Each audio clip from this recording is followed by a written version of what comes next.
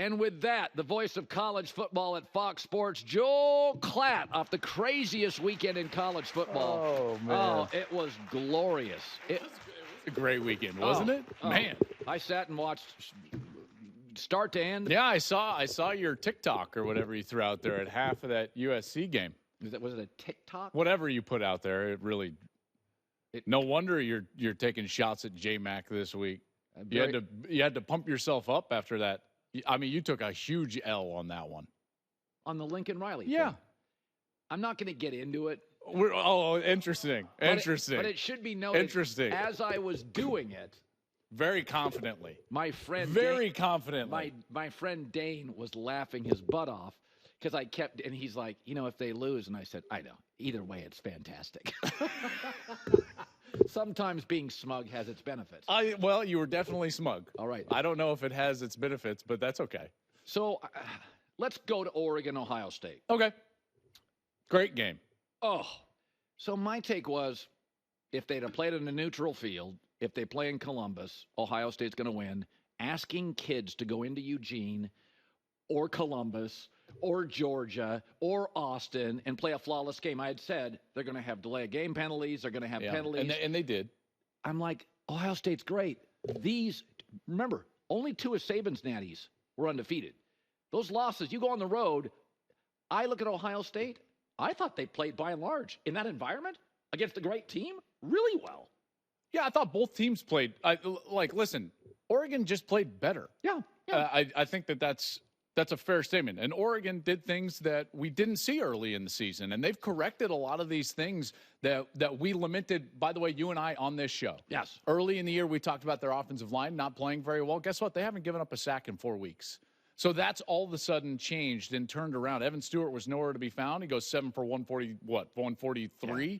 I mean, Dylan Gabriel was a lot of short passing, point guard, distribute. Yeah.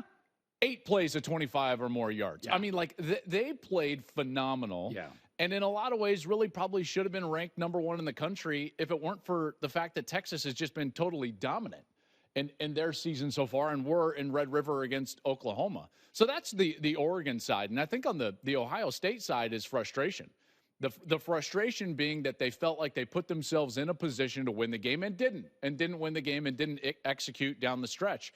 And I know it's a frustration. I know it's a frustration for Ryan. And the thing that I'm actually most perplexed about the Ohio State performance was the fact that the defense gave up so many big plays. That was the exact thing that they tried to change and did change last season. Right. Do you remember in late in 22, when Michigan torched them for big plays? Then they still got into the playoff, and Georgia torched them for big plays. Right. Both of those teams, they went for 8 yards or more per play in those 2 games. Since then, Ohio State had really locked people up as far as the explosive plays goes defensively. And last year, they didn't have a game in which their defense gave up over 5 yards per play. Right. Not one game. That's right. You know what Oregon did Saturday night? 8.5. 7+ yards per play because of the explosives. And so seeing that rear its head again for Ohio State, I think that was the most worrisome aspect for the Buckeyes moving forward. Yeah, I think these are really, really – I think Texas is the best team. Ohio State looks like physically the second best team, but I think Oregon's outstanding. I will say this, that, in these top 5 matchups, and we've seen this in our life. I remember seeing it with the Sacramento Kings. You thought to yourself, they're too damn good not to win a championship, and they never did, and the window closed. Seahawks won a title, but it looked like a dynasty. Everybody was like 25 years old, and then it closed really quickly. And so when you get Buffalo and Baltimore, we keep saying Lamar and Josh are too good not to win Super Bowls. And they keep losing earlier than we think in the playoffs. I mean, there's a lot of teams like this. Okay. Florida State should have won more national championships under Bobby Bowden, and the Braves should have won more World Series, when they were winning all those divisions. How about Ryan Day? You're close. You play the part. You look good. You're 2-6 against top 5 teams. Generally, when you don't win them, there's something there that's missing. It may not be. I don't know. Okay. I'm not going to follow on this. Okay. You just don't buy that. I don't, because of the history of the sport.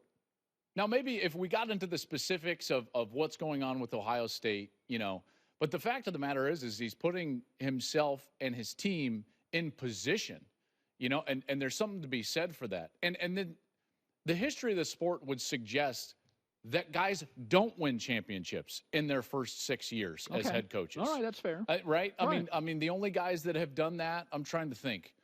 Switzer won one early, if you remember. He was giving him a sports car, so give me another one. That's a good one. Stoops won one in his second year. He did, but again, at OU. That's right, he did. And he had kind of brought them back, remember, from the John Blake era. But my point is that it's a bit of an anomaly, right? Even Saban took a long time, and his best years were 50 plus, in terms of his age. I like that. And Osborne took, I think it was 17 years to win, Dabo, or even more. Dabo Sweeney Dabo was 10 years. Yeah. Kirby's 6 years. Yeah. So I think that Ryan, will win a championship. So do I. And if he does so in this season or even moving forward, that's basically right in line with what college football has been historically. I believe Ohio State and Oregon will play again. Ohio State will win, and Ohio State will play Texas for the national championship. I thought Tennessee's offense worries me. I love their defense. Tennessee's my dark horse to win it. Their quarterback is. I know. He's regressed, unfortunately, for him as a young player. Okay. We got a lot of stuff to talk about. Let's do it. I may, at the end of this segment, spend a couple of seconds on Lincoln Riley. Let's go to Georgia, Texas. So, okay. You lost the first half to Alabama. You got overwhelmed. Yeah. Again, it happens. You get and a great environment, like you were, This isn't the NFL where the point spread difference is 1 with veteran quarterbacks. Sorry, Drew Brees was okay playing in Atlanta. Okay, I test. Georgia does not look as powerful on the O-line. Correct. Texas looks like the most powerful team on the O-line. Carson Beck, the kid throws dimes. Let's not say. Don't quite have the same feeling I did last year, but he's still very good. Yeah. Eye test tells me Texas is what Georgia was for about a 4-year period. They look bigger and stronger. They're more complete of a team. Okay. Georgia is still an elite team. No question. There's no doubt. Nope. But there are things that Beck is having to overcome, like an offensive line that is not completely dominant, a run game that is not totally healthy. In 3 of their 6 games this year, they've averaged under 4 yards per carry. Wow. And so, that's not good enough. Here's what that does. In reality, what that does is it forces you into a position as an offense, and more specifically as a quarterback, where you're having to throw the football when you have to versus when you want to.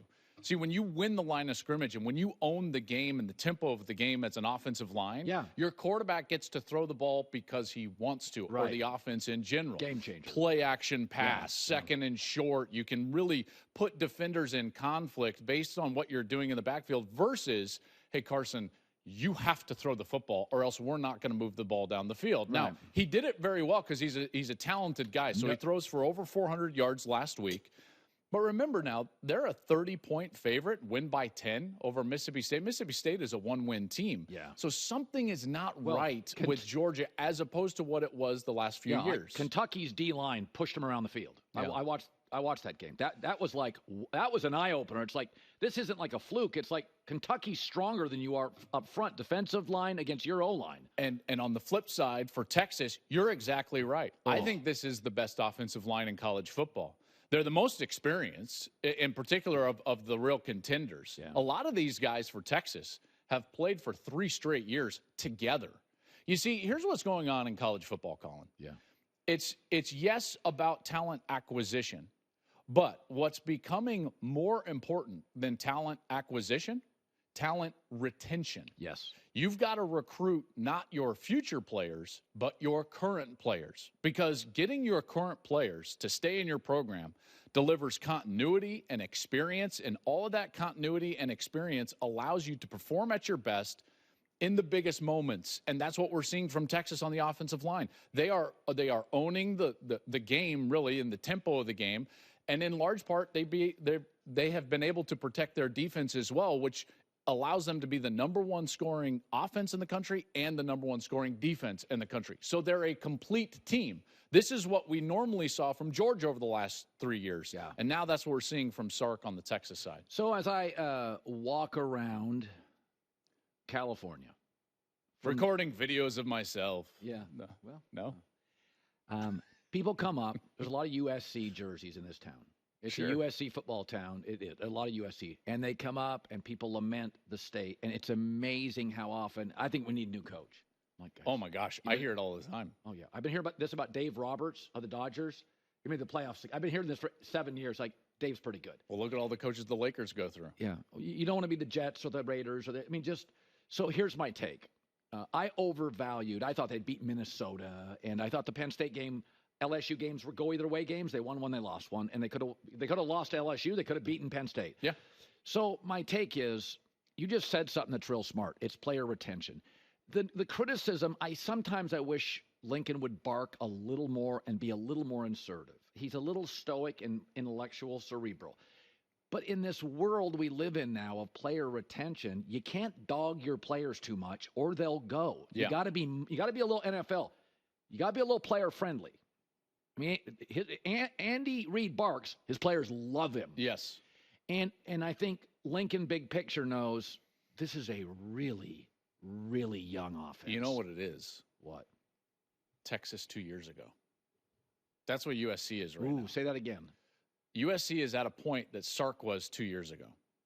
Remember when Sark would always lose those close games? Remember, it's like, oh, they could have beat or should have beat Alabama, but didn't. You know, and why? Well, their offensive line was young. Remember? And guess what they've got now? All those same offensive linemen, and they're the best team in college football. So let's go back to the talent retention. USC will be just fine as long as Lincoln can retain the talent on the line of scrimmage. If he can take these guys that are playing as redshirt freshmen and young players, and if he can take them and continue to grow them, continue to play difficult games, and you know what? Yeah, win some of them, but retain those players, then next year and the year after, guess what? They're the ones that are going to be controlling tempo. They're the ones that are going to be able to control 4-minute offense. They're the ones that will be able to drive down and not have the quarterback under so much pressure, because that's what Texas was. Remember 2 years ago, people in Austin were like, hey, man, is Sark really, like, are we sure about Sark? And now, toast to the town. Texas is the best team in college football. They're undefeated. They should beat Georgia. And why? They developed. And they did so at the line of scrimmage. I think that's the trajectory that USC is on, personally. So I told a friend of mine, I follow recruiting, last year's recruiting class at USC is the first time I remember they got 3 legitimate big-time D linemen. They're not playing. They're kids. They're in the weight room. So I like where you're going. Okay, so this weekend, I thought there was a real separation. So I talk quarterbacks a lot. Yeah. It's pretty good at Acosta High if you go find the old video. Old slinging Cowherd. Did you play quarterback? Not particularly well. Oh, okay. The screen pass was my ally. Oh, yeah, listen. Yeah. I loved the screen pass. Yeah. So I watched Shedeur Sanders, and I think it's pretty obvious that's the number 1 pick. So a couple of reasons. First of all, Quinn Ewers, like him, hurt again. Don't love that. I always had it. Sam Bradford, hurt in college, hurt in the pros. Don't want to see it. Cam Ward feels small. I've fallen for this before. Shedeur Sanders, same height. I never think about his height. Well, you can't call one of them small and then the other one you don't think about his height. I'm just telling you, when I look at Cam that doesn't Ward, make any sense. It may not, but when I look at Shedeur Sanders, Mahomes and Shedeur Sanders are the same size. They play Well, that big. means Cam Ward is the same size as Patrick Mahomes. So why are you worried about his size? I think he comes across as a little bit of a mover and a playmaker. Man, I don't get that. I think Shedeur Sanders is easily the best quarterback in college. I think he's separated. This is not a knock against Shedeur. I just don't think he's separated. And it's not because of anything he hasn't done as much as I just think Cam is really good. I would agree with Quinn. Like, the injury issue is an issue. Every year that Quinn Ewers gets banged up, it's like, well, listen, now it's a thing. It's a pattern. Carson Beck without Brock Bowers, it's not the same. The 400 yards last week, I just don't think he's separated like what you're trying to suggest. He very well may be the first pick. I think Shedeur Sanders is such a better player than he gets credit because everybody loves to hate on Colorado, Shedeur Sanders and his dad. He had no run game last week. No, and he didn't have his two best Hunter and Horn and Jimmy Horn. So he didn't have his 2 best wide receivers. And that's the best team in the Big 12. And they're going against Kansas State, and they have a lead with 3 minutes to go. Now, I felt like the coaching staff for Colorado just fumbled the game at the end. You don't play man coverage up 4 inside of 3 minutes to allow big plays to happen. You force them to snap it 10, 11, 12 times. So you've got to create layers to your defense and force them and encourage them to run the football, rally up, make the tackle, and then let the clock work on your side. And then 4th and 5, don't throw a fade. This is my pushback on Shedeur. He's fabulous. He is accurate. He is tough. I mean, you talk about tough. There's no one in the last 2 years in college football that has been hit more than Shedeur Sanders. He gets right and up. he gets right back up there. And he continues to stand in the face of pressure and deliver dimes. And I love that about him. He's an anticipatory thrower. Yep. He's smart. He understands defensive structure. His game translates. There are 2 things that I think he needs to get better at. Number 1, he's got to quit holding on to the football. He is allergic to incompletions, and so he doesn't want to throw the football away. Problem. You've got to throw it away, in particular at the next level, or you're going to get hurt. And then the next thing is that he has this, and it's happened twice this year. He throws these weird, like, oh, I'm going to take the fade. And it's like, it's not the situation to throw the fade. He did it against North Dakota State when they needed to run out the clock, and he threw a slot fade. He shouldn't have done that. It was incomplete. 4th and 6 on Saturday night against Kansas State. They've got to drive down to kick a field goal. It's 4th and 6. He throws a fade. It's like, dude, you got blitzed from the field, the wide side of the field. You've got an in-breaking route from that side that has inside leverage on the support defender. Throw the in-breaking route. So there are things that frustrate me about Shedeur, namely those decisions in critical moments and that he holds the football. But everything else, this guy is fabulous. He's accurate. He's tough. He absolutely, to your point, he absolutely could be the first pick in the draft. I just don't want to throw Cam Ward away because I think Cam Ward is also sensational. All right, Klatt's top 10. Listen, we're going into a 12-team playoff. Indiana's 6-0. I do know that. I'm calling their game this weekend. I know. So they're pretty interesting. I love Somebody this Indiana. told me. Kurt Signetti, their head coach. Yeah. Dude, this guy, he can do it. He's the next Kalen DeBoer. Just letting you know. Somebody told me that Bloomington, Indiana, is the most underrated college town in America. Oh, interesting. It's the best college town. Now, I've flown over it several times. I bet you have. Did you look out the window and you thought, I was busy. Quaint. But I've heard it's really nice. Anywho, your top 10, I think we can we all say this now? Texas, Oregon, Ohio State. Those are the best 3 teams in the country. Yes. I feel no problem saying that. There's no doubt. That's why I didn't move Ohio State down much further. Yeah. I still believe in Georgia's talent. That's a great win for Penn State, and I think a momentum builder for James Franklin, and I think over a very good team in USC. USC's ranking and record are not indicative of how good their team is. And then the team that I would just throw out there that no one's talking about because they got throttled week 1, watch out for Clemson. Another 49 points last weekend. I've been telling you for weeks, haven't I? It's like, watch out for Clemson. How about Dabo Swinney? He stuck to his guns. Yeah, he did. We all piled on him. Talent retention. Keeps his guys. Something is last week was so fun. It is college football in a world of anxiety every 4 years. Saturday was it's great. What I love about college football. There's a little corporate feel, but it's just one big party. Yeah. Was it Eugene? Yeah, Eugene's a party. By the way, Baton Rouge was a party. LSU comes back. They beat Ole Miss. They storm the field. I mean, I love it. It's more unpredictable than the NFL. It's less corporate. I mean, I love the NFL, and all of us love the NFL, and it's the king, obviously. Yeah. College football, though, man, it's just like the fabric of the country. You ever had a family gathering, and one member, he's a little inappropriate. He took his clothes off, jumped in the pool. You threw him a towel. He wrapped up. He went home, and you were kind of mad at him. And then the next morning you wake up and think, does he have more fun than the rest of us? Maybe I should jump in the pool naked once in a while at a big party. That's college football. It's almost a little off its keister sometimes. But, God, when I watched Oregon, Ohio State, I was so happy for all those fans. It was so good. It's good I to love see it, you. man. It's great to see you as well. It is. It a man really of is. stability. Some might say talent retention. You've kept me around all these years. Well done. You're doing a good job. I'm the Lincoln Riley of this thing. I'm 500, but I retain my talent. Well, you better get better in a hurry. Hi, everybody. It's me, Uncle Colin. Subscribe here to get the latest from the herd, including exclusive behind-the-scenes videos and more, wherever you may be, however you may be watching. Thanks again for making us part of your day.